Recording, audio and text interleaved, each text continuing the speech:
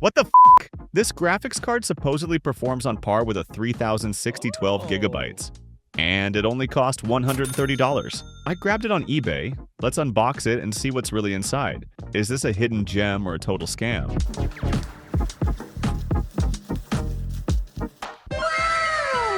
This GPU is called the Radeon Instinct MI50, and it could be one of the cheapest ways to get a card with 16 gigabytes of VRAM.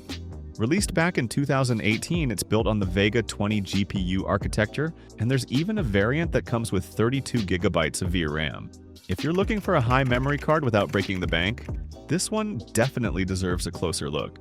But first, we need to make sure this GPU actually works and outputs a display.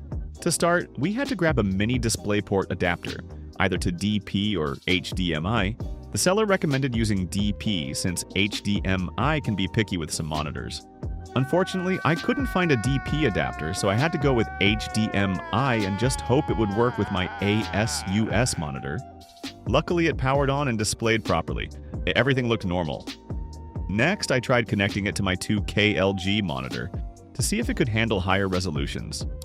That didn't go so well. The screen stayed black and there was noticeable interference, so clearly the output isn't fully compatible with all monitors. You're not hearing things. This card comes with a full 16 gigabytes of VRAM, which is actually more than many modern gaming GPUs.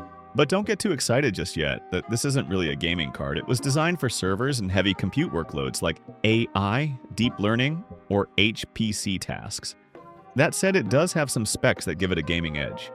Built on the Vega 20 architecture with high-bandwidth HBM2 memory, it can still handle graphics tasks surprisingly well. This allows it to run games even if that wasn't its original purpose. This particular version is a special AMD edition for the Chinese market, complete with a server-style cooler and only a single display output.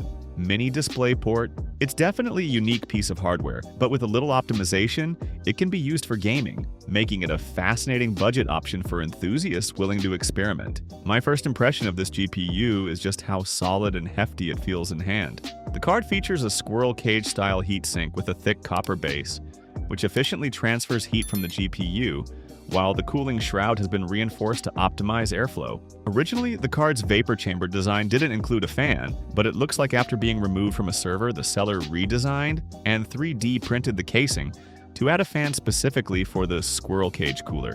They even added a PWM cable, which allows you to control the fan speed directly from the motherboard or an external controller. If that cable had been routed inside neatly, it would have added a solid 10 points in aesthetics.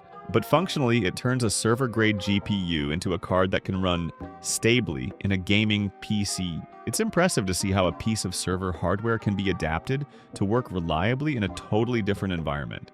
The exterior and backplate are finished in clean black, and you can see the 3D printed fan shroud. The layer lines are a bit rough, but honestly, for a $130 card with this kind of performance, you can't really complain.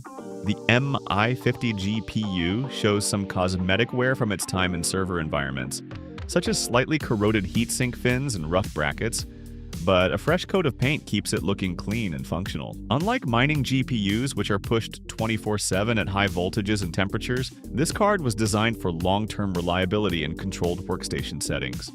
Its key components, including the VRMS, HBM2 memory, and cooling system, were selected to handle continuous workloads, meaning that despite its used appearance, it is far more durable and less prone to failure than overworked mining cards.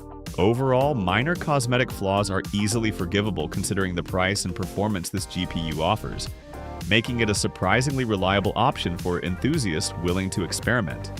Enough talking. Let's get to the real fun: testing performance.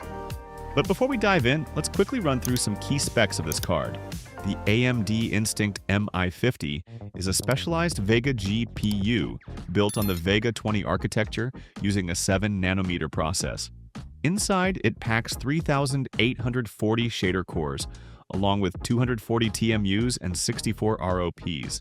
This MI50 variant comes with a whopping 16 gigabytes of HBM2 memory, boasting a 4096-bit memory bus that allows for extremely fast data throughput, perfect for heavy compute tasks. Power draw is substantial, with the TDP ranging from roughly 200 to 300 watts, depending on the BIOS version and how the card is flashed. To run this beast reliably, it requires two 8-pin power connectors to deliver sufficient electricity for stable operation. Here's the test rig we'll be using.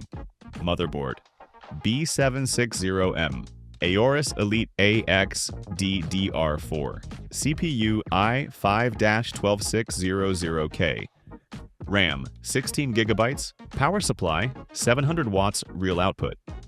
Storage 1 TB NVMe SSD.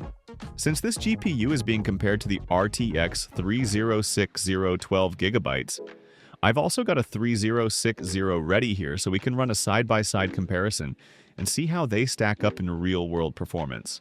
Starting off with Fortnite at high settings and FHD resolution, both cards are pushed to their limits.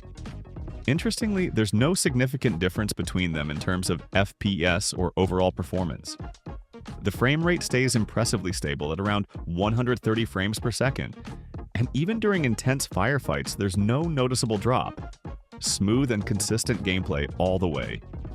Next up is a more demanding title, PUBG, Battlegrounds, running on medium settings across 2 casual maps.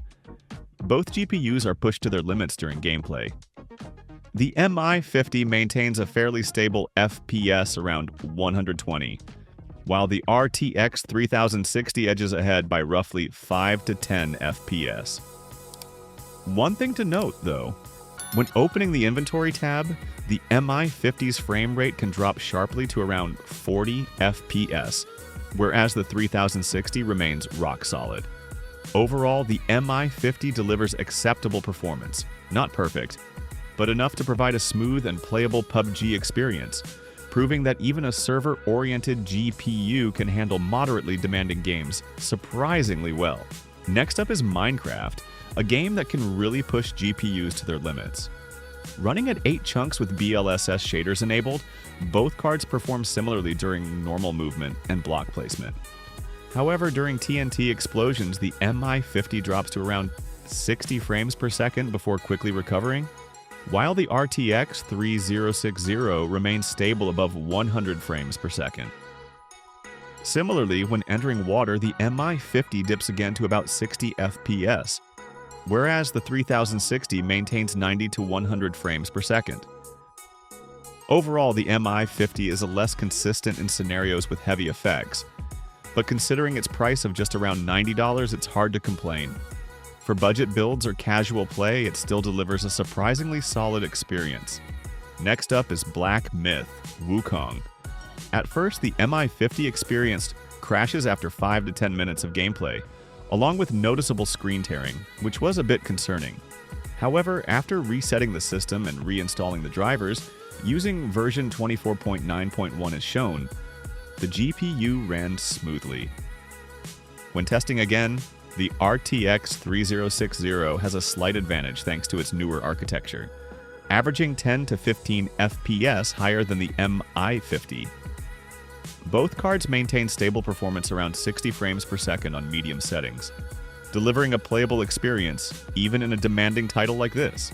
In summary, the MI50 is powerful and affordable, but it's not perfect.